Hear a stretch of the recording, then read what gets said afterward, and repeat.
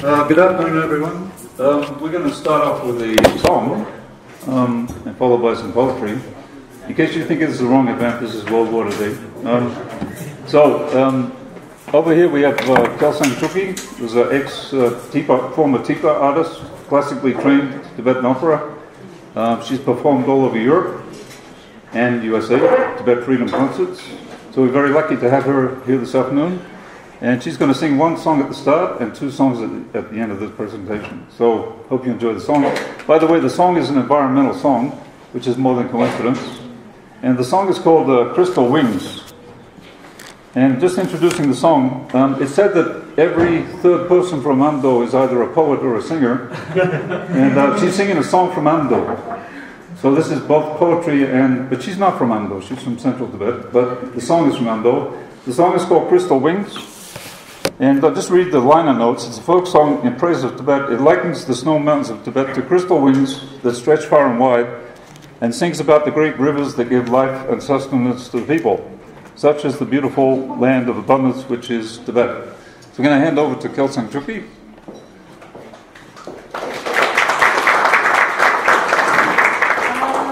I'm honored to be here. I would like to introduce my musician, Taunchen.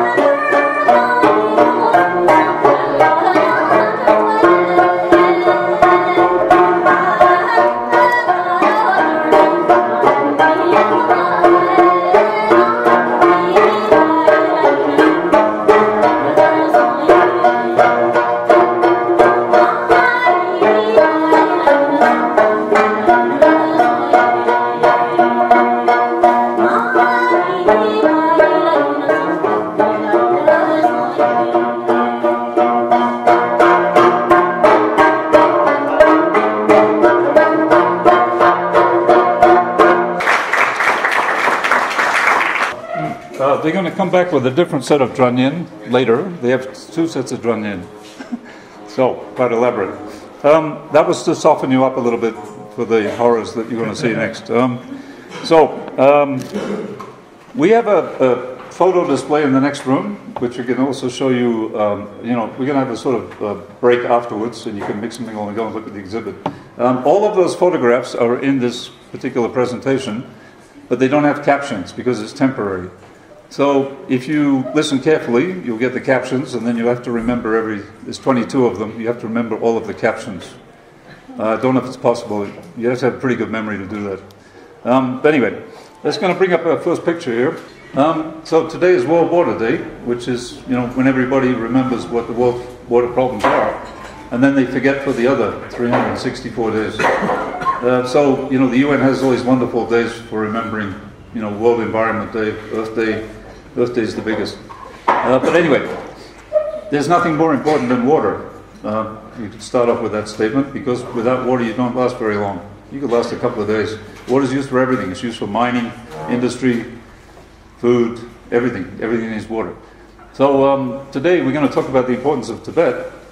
And if you look at the freshwater sources around the world, the 3 poles, 2 of them are pretty useless. Like the Antarctic and the Arctic, they're not very usable for fresh water. There's only one that stands out, and that's the 3rd pole in Tibet, which supplies water to 10 countries downstream. They would not survive without it. Unfortunately, there's a lot of big problems coming up on those rivers, which is what this presentation is about. So we go to the first picture. We're going to go back 1,200 years. Don't worry, it's a short slideshow. It's 1,200 years ago, this was found on the back of a Chinese parchment. It was written in Tibet. It's one of the earliest records of Tibetan literature, and it happens to be an environmental poem, a part of it.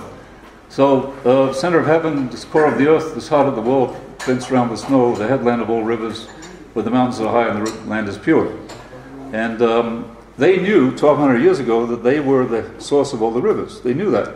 It took the West 1,100 years to work that out for themselves, that Tibet was the source of all these rivers. For example, the Brahmaputra, Sangpo, they didn't know if it was 2 rivers, 1 river. They did not solve the puzzle until about the 1920s. It was solved. So the Tibetans knew a long time ago, they knew the importance of their rivers and what they did. And they were very proud of it, right? So you could call this environmental poetry of a sort. Let's go. And then Tibetans came up with the idea, pretty much, of a sacred landscape. So you can see this is Kawa Kapo in Kham. Pilgrims will go around these mountains, do a Kora. They've been doing that for thousands of years. And they really came up with sort of setting aside areas that were not to be touched. No hunting, no shooting, no fishing, and consecrated by Lama, High Lama. And then those mountains were sacred. And that concept still exists today with a few modifications. But if you look at the West, Yellowstone Park was about the 1850s by the time they set aside a national park. So when it comes to national parks, well, they weren't called national parks, Tibetans were well ahead of everybody else, like by a couple of thousand years. And we have this concept, not only sacred valleys, there are also sacred lakes, even sacred rivers, right? Where things were, you weren't supposed to pollute them, you weren't supposed to touch them, just leave them alone. Well, so in a sense, they created sacred spaces. It was not so much in national parks, but they're just meant to be left alone. You don't touch them, you leave them the way they are. There's another one. This is part of the Amnima Chen Range. So you can see a nomad on the left there, it's grasslands, and then that's another peak where they circumambulate. I think it takes about 5 days to go around that one. I've not done that myself. Some of these koras take an enormous amount of time. And some people prostrate the whole way on their, they go down the ground. That takes even longer. But I was quite amazed at Kailash, which will come up later. Our truck driver overtook us twice on the circuit. It was quite embarrassing because we were going so slow. And he had nothing to do, so he just went round in one day, which would have, a normal human being, that would be enough to floor them. Anyway, next. So there is Kailash. That's Chu Gompa in the foreground. They have a series of Gompas around the mountain. It's the most sacred mountain in the whole of Asia. But what I want to point out is that this mountain is the source of 4 major rivers within 100 kilometers of that mountain. So the Tibetans had this legend of the 4 rivers named after 4 animals. And the West, the British, thought it was garbage, nonsense, until they discovered that within 100 kilometers of Kailash, you had the Sutlej, the Karnali, the Indus, and the Sangpo. So the Tibetans were correct. It's just that they thought it was all mythical. So, there's a lot of myths associated with Kailash. I'm not going to go into them here. And some are sort of based on reality and others aren't. Okay, change the next one.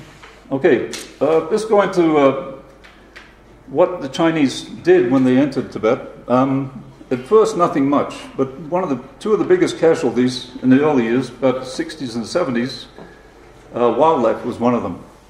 So they had some delegations that went from India back to Tibet to have a look. And one of the things they remarked on was the silence of the grasslands, because Tibet had huge herds of antelopes, they had huge herds of wild yaks, they had huge herds of gang. And what the delegations noticed was that the grasslands were silent. There was no sounds. And they remarked on that. What happened was the Chinese killed a lot of the wildlife. They slaughtered it for food, medicine. So I've never actually seen a herd. I've traveled there quite a lot. I've never seen a herd of antelope like this. They don't really exist in big herds anymore. So the antelopes were hunted especially for the chartreuse, for the underwool, which is used to make chartreuse shawls. And it was not until the 1990s that George Schaller, biologist, connected the weaving of chartreuse with the killing of the antelope. They kept it secret, the people in Kashmir especially. As a matter of fact, the people in Kashmir accused George Schaller of being a CIA agent because they're trying to destroy his reputation. Anyway, one of the biggest casualties was the wildlife. Next picture. Second biggest casualty was the forests of East Tibet, old-growth forest, rapidly chopped down for chopsticks and furniture, massive demand from China, and it happened basically from the 1960s till about the 1990s, when they had a massive flooding on the Yangtze, and the Chinese asked the scientists why did they have this massive flooding that killed thousands of people, and the scientist says, because you cut all the trees down. And they said, oh, okay. So then they put a moratorium on logging in the certain areas of the watershed of the Yangtze, and then what happened was that the Chinese people that needed the wood shifted to other parts of Asia. So went and destroyed forests in other parts like Papua New Guinea, Indonesia, Myanmar. So they shifted their focus to some of the other things. But massive amount of logging. You don't associate trees with Tibet very much, but in the eastern part there's a lot of old-growth forests, where they use these for temples, temple building sometimes. Next one. And then we're going to bring things rapidly forward from 1200 years ago. This is 2006. The train.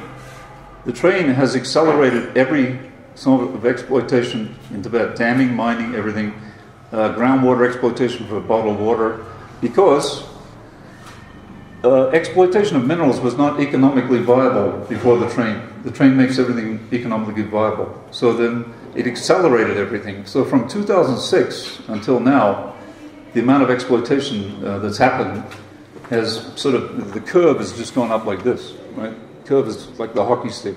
It's gone right through the roof. So the train brings in the military, the train brings in migrant workers. They don't use Tibetan workers on dams and mining sites, they're exclusively Chinese workers.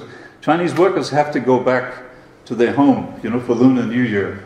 That's not practical on the plane. It costs too much money. But on the train, it's very simple. Get on the train, you sit on the train for 40 hours, you're home, right? So no problem.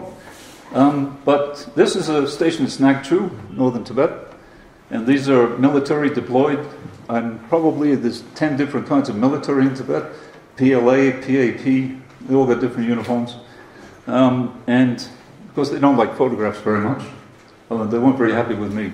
But anyway, next picture. We're going to shift our focus a little bit to the water, and this is taken by a mountaineering friend of mine.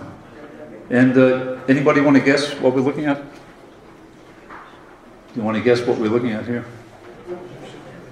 We're actually looking at the view from the top of Everest, looking down into the Rongbu Valley. And I asked him for this shot, and he says, why do you want that shot? And I said, well, that's the first time you ever saw Tibet, right? And he said, yes. I said, well, do you realize how important that view is? He climbed up from the Nepalese side, and he's looking for the first time at Tibet. And I think that's the way you should look at Tibet all the time, because that's third pole. You can see the ice, you can see the snow, you can see the glaciers, and it's a fantastic amount of the cryosphere, they call it. But that's his first view of Tibet. He went back to Tibet a number of times after that, but that was his first view. Right, next picture. Here's another mountaineer, not the same one.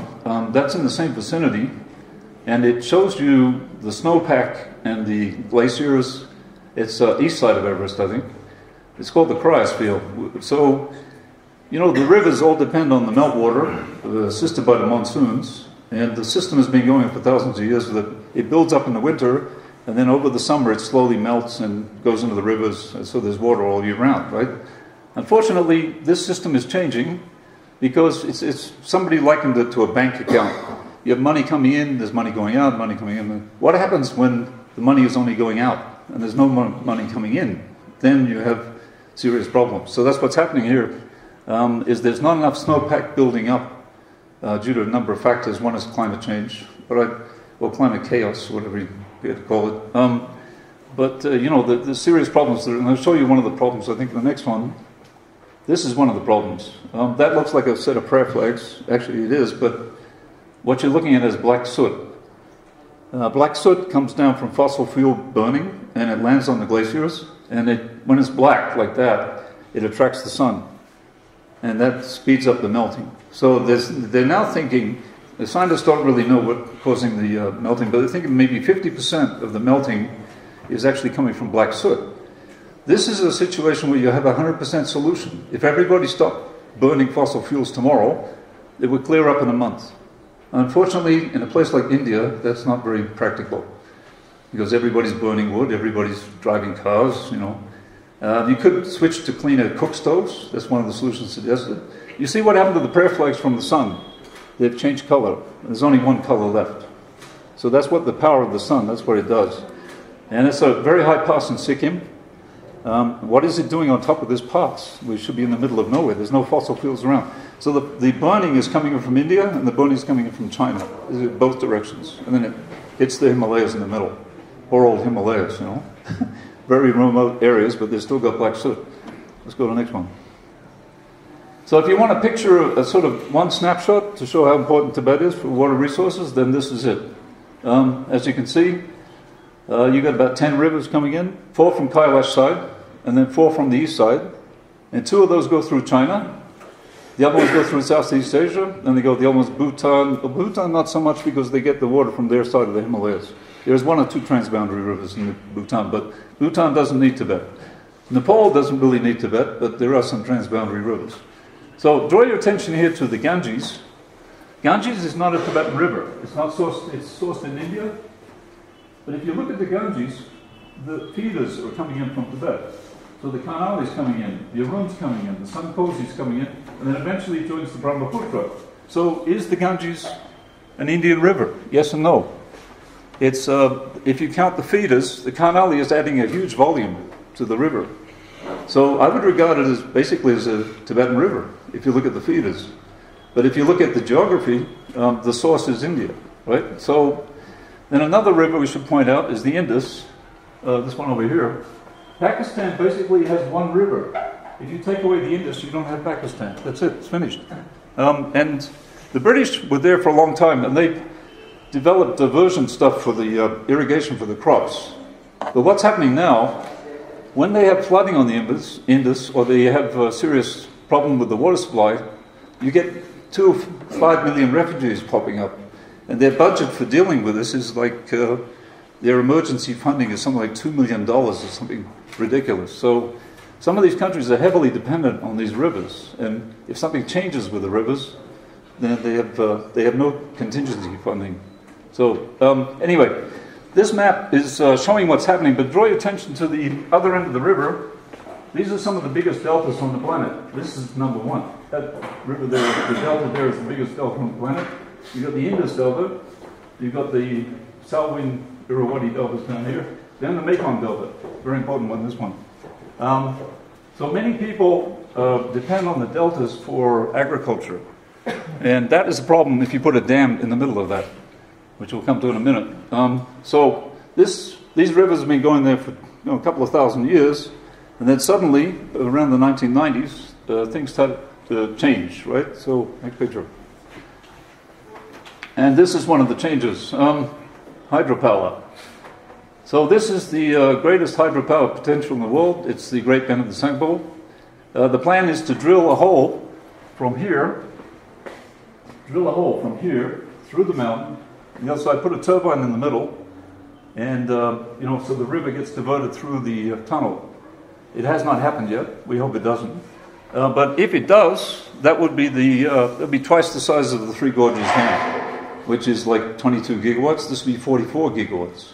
So this is the Chinese mentality: is build bigger and more, bigger dams. So this is on the drawing board. This is a very remote area and very difficult to get to.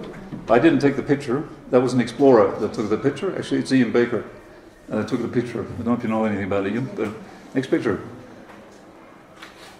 So this is the way the river should be, enjoyed by kayakers. This is a kayaker on the Po Tsangpo, which is a tributary of the Yalang Tsangpo. But you can see it's a very, very powerful river. And kayakers have a supreme challenge here because they have a very big challenge because it's regarded as the Everest of whitewater, and you can easily die if you do the wrong moves. So only the most professional, serious kayakers are willing to take it on. The Tsangpo has only been run one section once, and that was in low water in the winter. They wouldn't dare take it on at the high water in the summer or the spring. They'd be dead for sure. Because once you get into the gorge, you can't get out of the gorge. You can't portage around. You have to, they use satellite images and stuff. So I tended to get a lot of information from the kayakers because they go to places that other people don't go. The man in that particular picture is giving me a lot of information. I can't name him, but he's giving me a lot of information. He gets the story from the inside. Okay, one of the things that the kayakers do not like is dams because they can't get around them. And this is a dam that's up and coming on the upper Yangtze. As you know, the Three Gorges Dam, which is in the midsection of China, is the biggest dam on the planet, 22 gigawatts. To give you an idea of the scale, Hoover Dam in America, 1930, was the biggest dam at that time. That was 2 gigawatts. This one on the Yangtze, the Three Gorges, is 22. It's 10 times bigger than the Hoover Dam. If you can imagine that. I don't even know the name of this dam. They build them so fast, it's hard to identify what they're doing.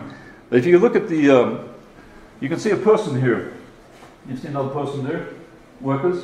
You get an idea of the scale of this thing. We're not dealing with small potatoes here. This is a huge, massive dam. China specializes in building, the biggest dams on earth. India also builds dams, but not on this scale. Nothing as big as that. Next picture. And anybody know the name of this dam? It's on the Mekong. It's called Shawan.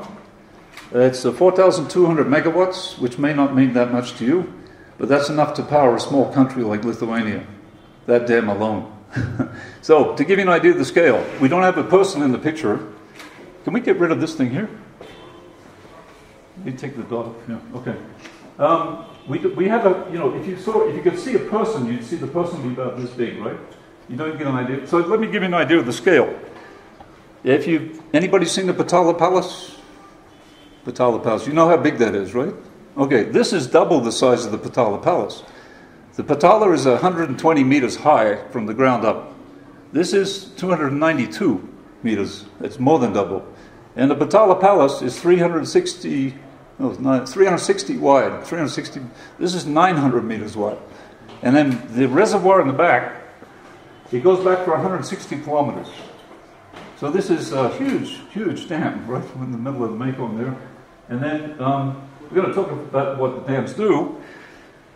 Small dams are okay, but when you get a scale like this, it's just ridiculous what, the effects downstream. So what's happening here, the water is not coming through in the same volume. That's not so much a problem downstream. What is a problem is the sediment. Sediment is the nutrients that come down the river in the form of silt.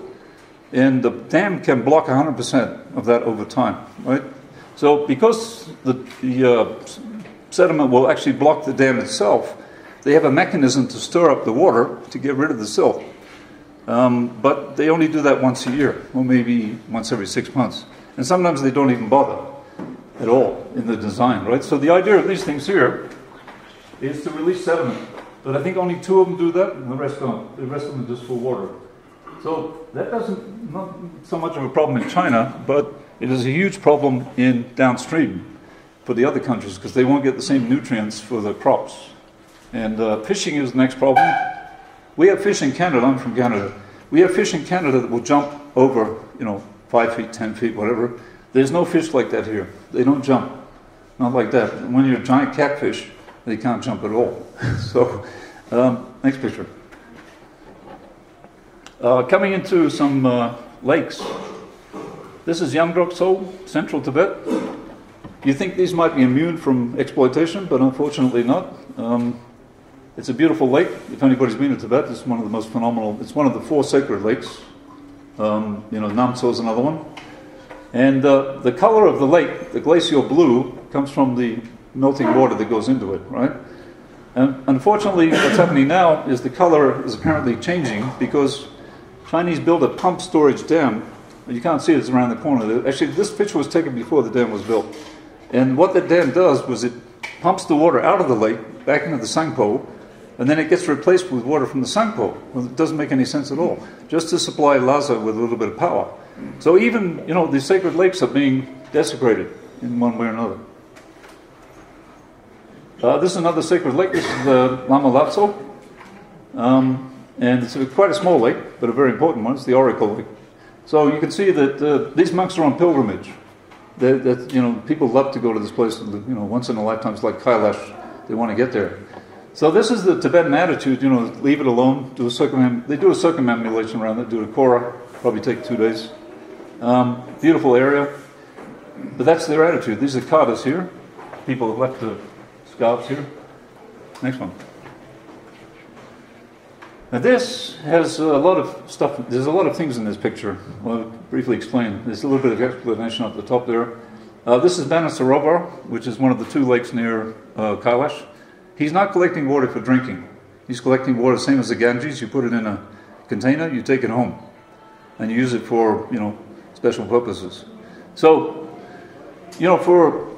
for a long, long time, the people of Tibet have been very proud of their water, being high, very pure, fresh, everything was nice, but that is not the case anymore.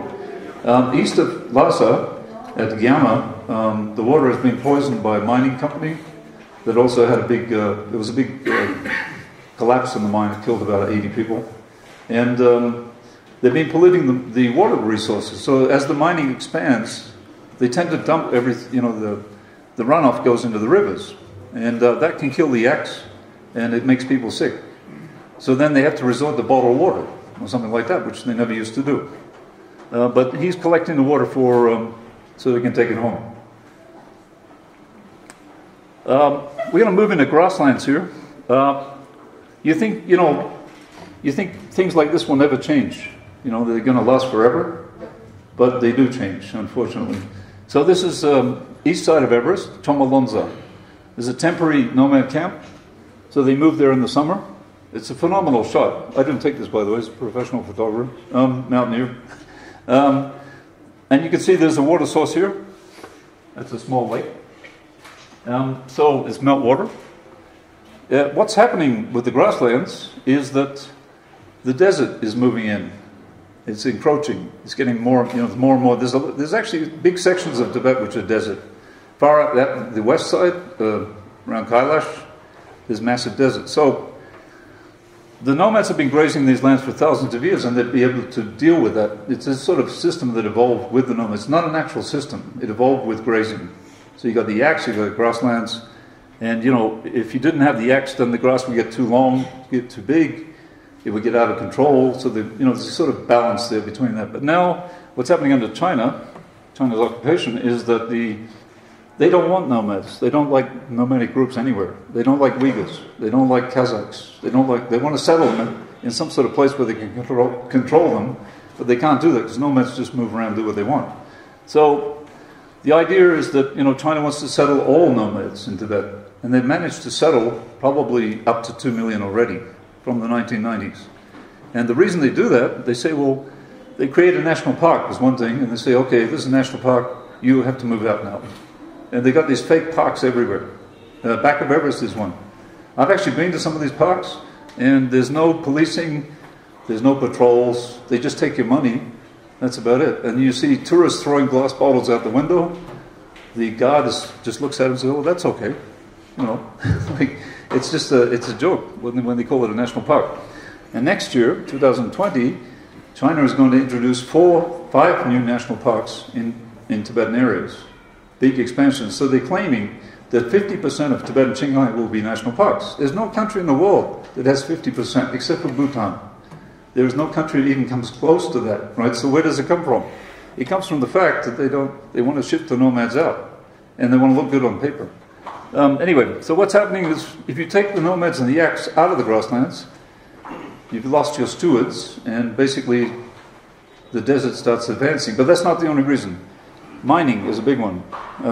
I could show you a picture later, perhaps, of a mining operation. They're digging up the grasslands. Well, if you dig it up, you're going to destroy it, of course. And then fencing. Tibetan nomads never had fencing. Chinese idea was to introduce fencing. Let's go to the next one.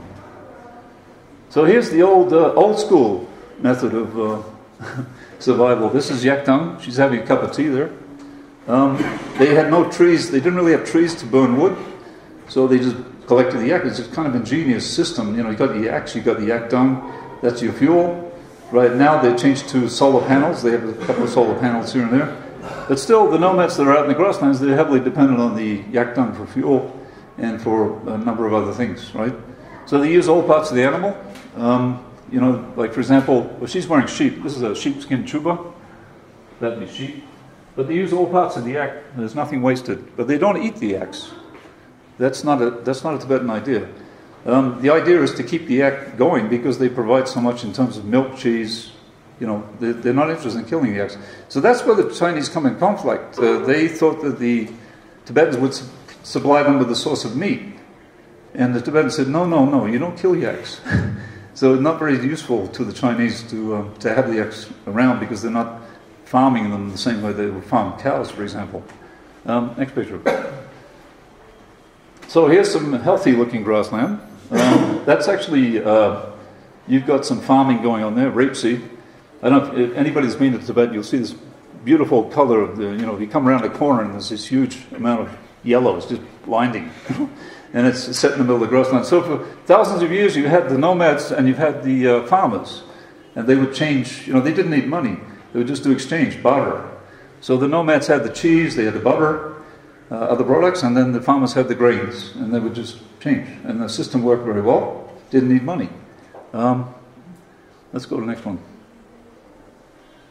Yep, so here's a mining shot. This is an asbestos mine, and in Canada and a number of other countries, mining of asbestos is banned. Actually, they mine it in Canada, but you're not allowed to use it in Canada. You can only export it. So you notice the protective wear that this Chinese worker is using. He'll probably be dead in about 5 years because that stuff goes in your lungs. You're gone. So the photographer, he wandered in as a European photographer, and he just shot, and they didn't chase him away. But it's very hard to get mining pictures because they're in the middle of nowhere, these mines, and unless you get a satellite image. So that's what's interesting about this. But you can see what's happening here. The asbestos is just floating around in the air. So if I was the photographer, I would run out of there pretty fast because that is very dangerous. And, you know, China exports buses and railway cars, and they've been told in Australia, for example, you're not allowed to have any part of that train that has to have no asbestos. And then later they discover there is asbestos in there, and they have to send it all back because they're breaking the rules. You know, you're not allowed to put those in there. So to give an example, when the train came into Lhasa, they estimated the resources for mining was about $10 billion? $10 billion. The actual amount of mining resources, probably 10 times that. It's up in the trillions, right? So that railway was well worth it for them to build it because of the stuff they exported. Anyway, this picture was taken in Qinghai. Qinghai is supposedly 50% national parks, and then the other half is all mining and oil and general devastation. And also mining of uranium. It's the only place that mine uranium. And lithium. Lithium's the magic new mineral. There's a lot of that. As a matter of fact, the BYD is building the biggest lithium battery factory in the world, and it's in Qinghai. The reason for that is because of the very close resources from the lakes. Next picture. This is a satellite image. I didn't take that. But, you know, they cannot hide. You can't hide from the satellites. Very difficult. So you can get satellite pictures of the mines. You can get satellite pictures of the dams. They might be out of date. They might be 1 or 2 years out of date. What we're looking at here is, those are lakes. That's a lake there. That's a lake. There's another lake. And there's a nice pretty green and everything.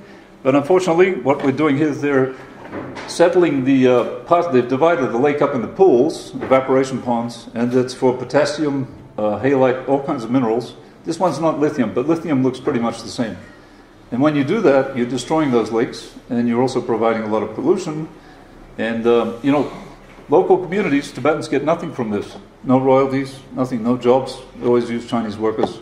So the only thing the Tibetans get is pollution, basically. It's not too good for them. So there was a couple of cases in Qinghai where people had radiation poisoning from mining of uranium. They were never told what was happening in this particular place. Maybe 5 years later they discovered that they're mining uranium, which is a deadly substance, even worse than asbestos. So they're not told what's going on, like the health hazards. They're not informed, and they get no benefits, no royalties, nothing. And lithium can create huge problems for the rivers. Lithium uses a lot of water as well, so a lot of these extractions require huge amounts of water, from which will have to be diverted from the dams. Next one. This is not Tibet, this is Mongolia.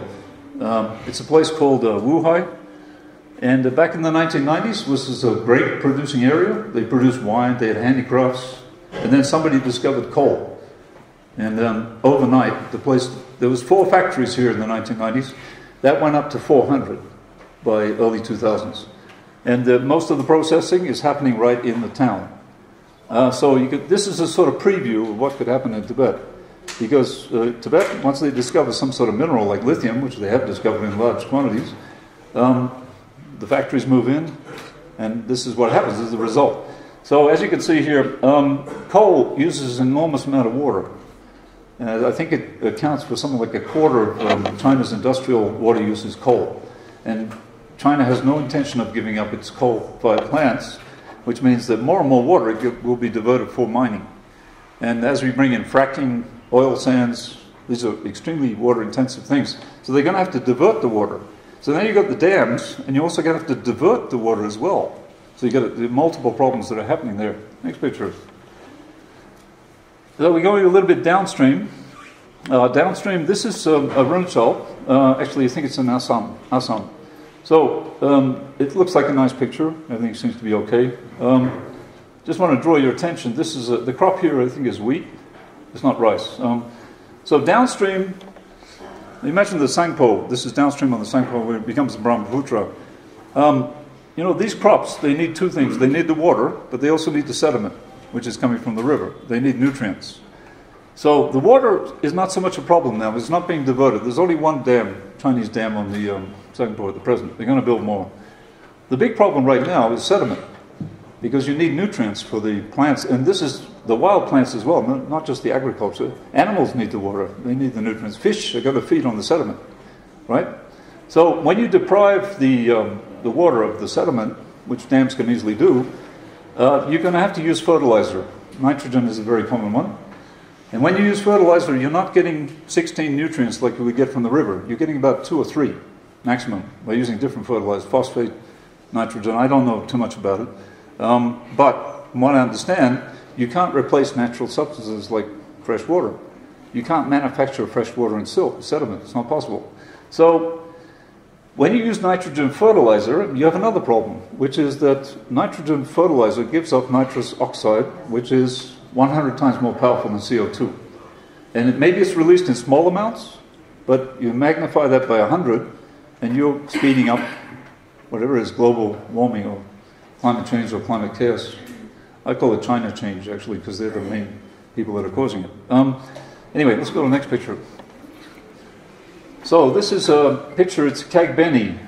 It's on the, from here you start walking up to Mustang, right? So the river is the Kalagandaki, and you'll see it's very low over here.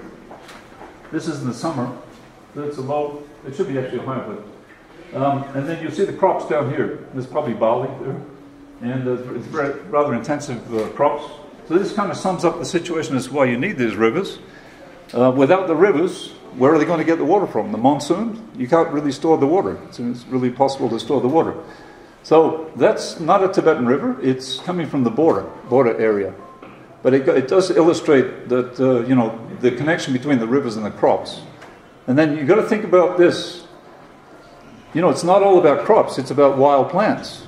You know, the number of wild plants is 10 times more than the number of crops. And there's wild animals. They're all dependent on the silt, sediment, water. They all need that as well. And then if you have a dam, there's no dam on this river at all. But if there was a dam, that would just change the whole ecosystem. So it's better to talk about ecosystems rather than talk about climate change, because ecosystems is the key thing. If the ecosystem collapses, you've got a serious problem. So let's go to the next one. So, you know, it's not all bad news. We have some solutions. So this is a solution. This is an ice stupa. And it's an idea that was introduced about 5 or 6 years ago, or maybe 10 years ago. They sort of developed, and what they do is they use pipes, PVC pipes, and sea buckthorn branches, and they build a frame like a skeleton. And then the pipe goes up here, water comes out in the winter, freezes, and then in the summer, what it's doing is mimicking a glacier. It costs quite a lot of money to build one of these things. They crowdfund it.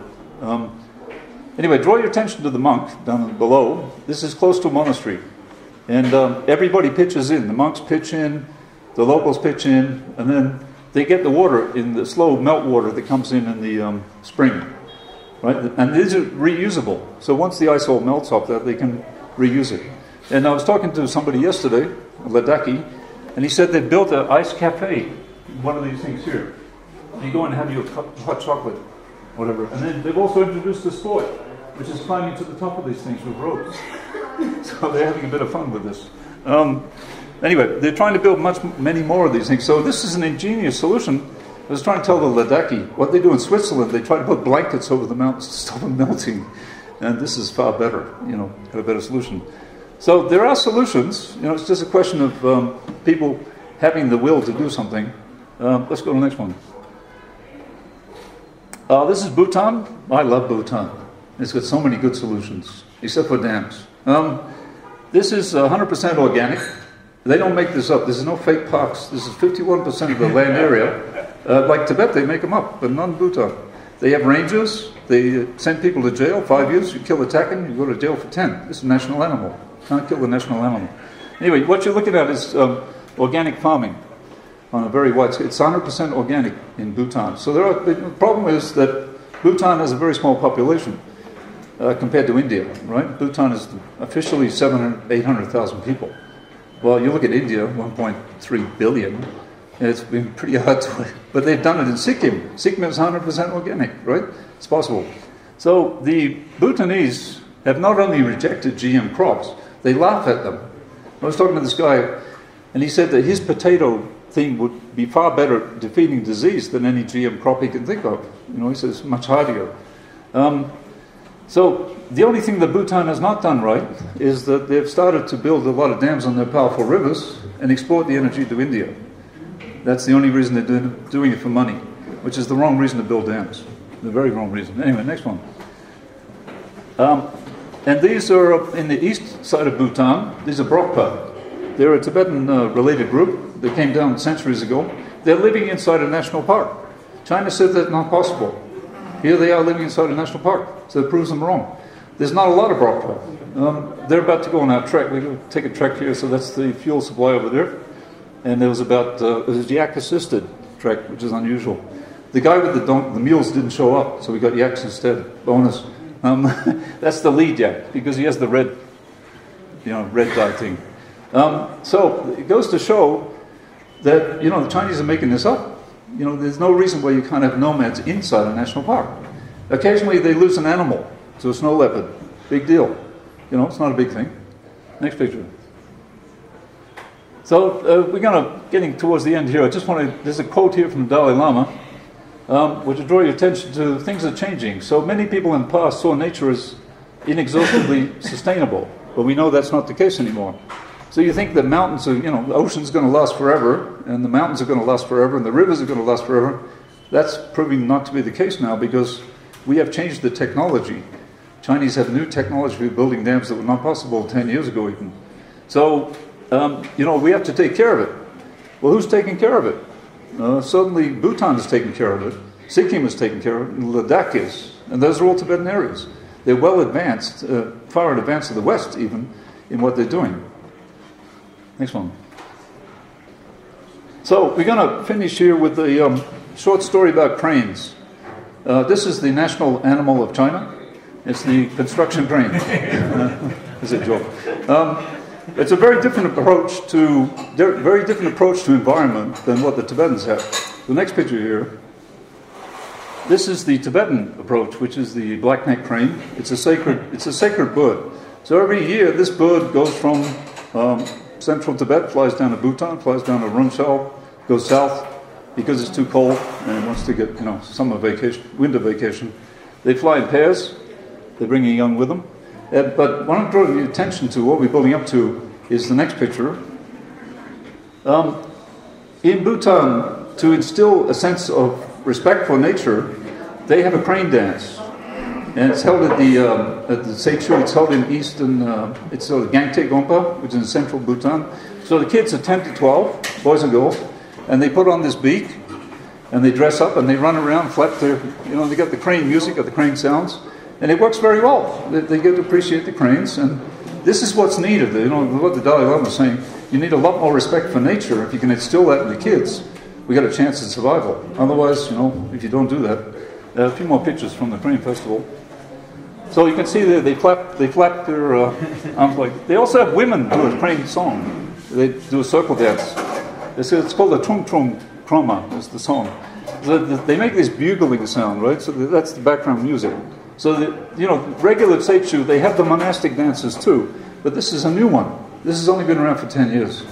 And the reason they introduced it was to instill respect for the cranes and, leave them alone. So next one. So you can see the kids, they do this formation, they do practices, and it goes on for next one. And this is my last picture here. This is the Royal Society for the Protection of Nature, which is under the Kings of Bhutan.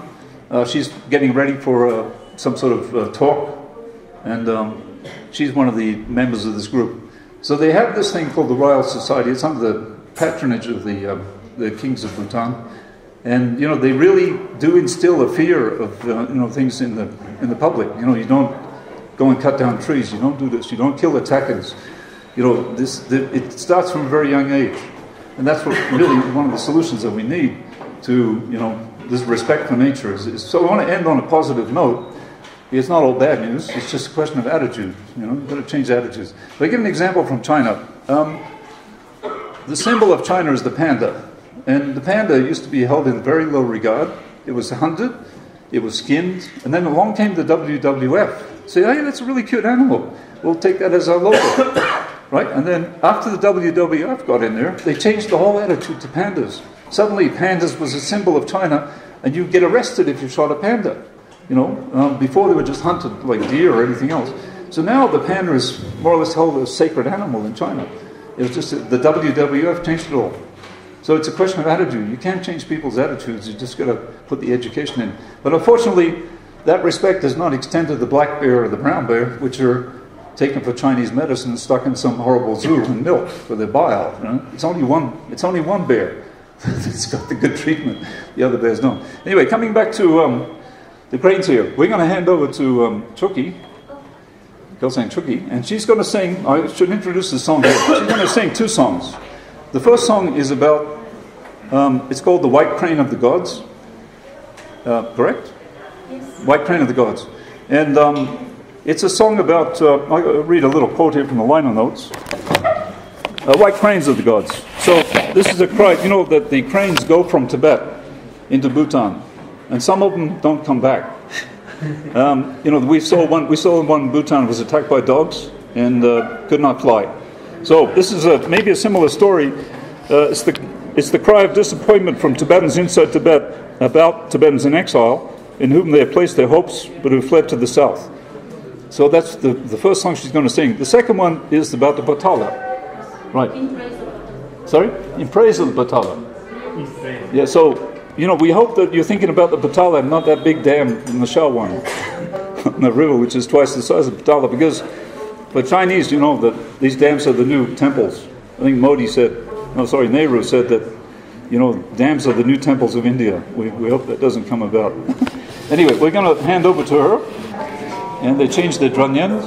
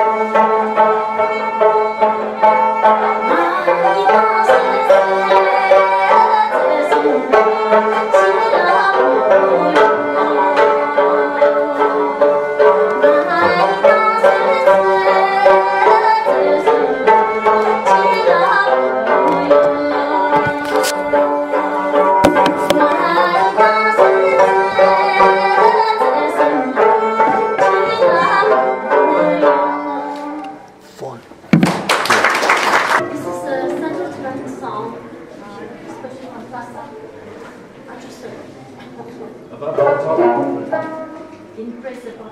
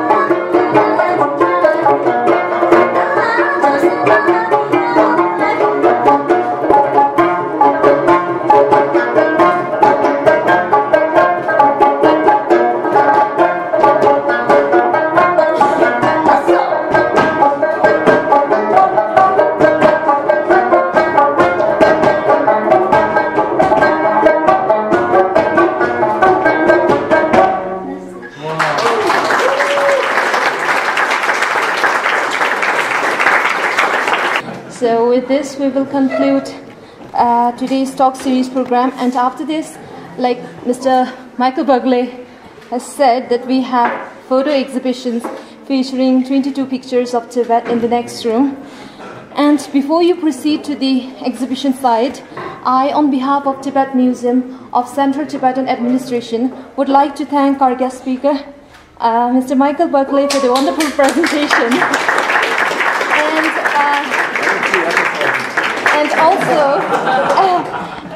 And also Mrs. Kesan Shukla and her team for the great performance. And our museum has arranged small gifts for our guest speaker and to Kesan Shukla, and for that I'd like to request our Director Teshmanzulai to please do the honor.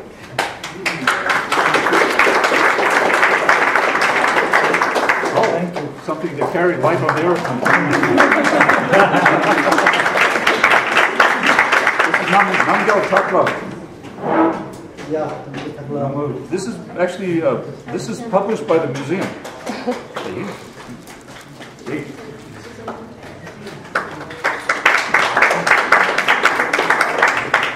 Finally, I would like to thank our audience and also our media person who are present here. Thank you. And what about thanking the Tibet Museum? Oh. Director, Tashi Punsok, Director. We're going to expand the Tibet Museum. It's going to be 3 times bigger. The one that they're working on. This is a small one, but it's 3 times bigger. At the end of the year, right? Yes. September. Thank you all.